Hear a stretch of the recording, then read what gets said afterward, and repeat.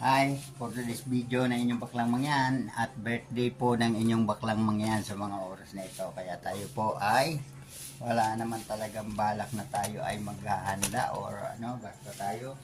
Ang alam ko dito, magsisimba lang sana po. Pero ang nangyari po, nagpadala po yung ating mga pamangkin sa sapote ng mga pang-ihaw na isda, ayan. At talagang nagpapasalamat ako sa aking mga pamangkin dyan kahit paano hindi sila nakakalimot sa kanilang tito. Taon-taon nilang ginagawa ito sa akin, bagamat wala pang maibigay o maisukli ang inyong baklang mangyan sa mga tao, mga gumaganap sa lahat ng bagay sa aking buhay. So darating din siguro yung panahon po na talagang tayo ay makakaganti rin sa lahat ng mga bagay na kanilang ginagawa sa akin. Ha?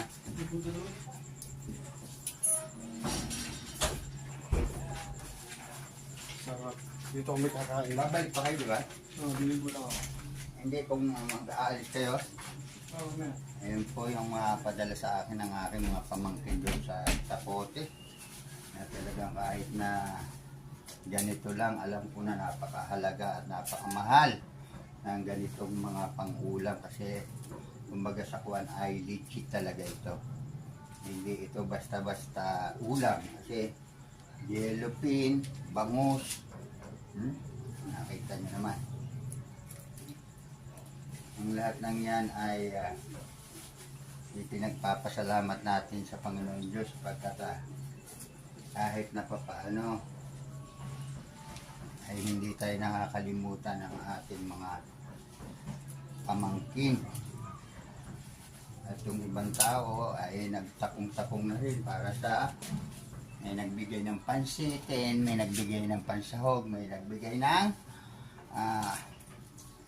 gulay. At ang akin lang ditong magagawa ay toyo lang. Toyo lang siguro kasi wala nga. Mahirap naman tayo gumawa ng ano kung alam natin na tayo ay walang magagawa.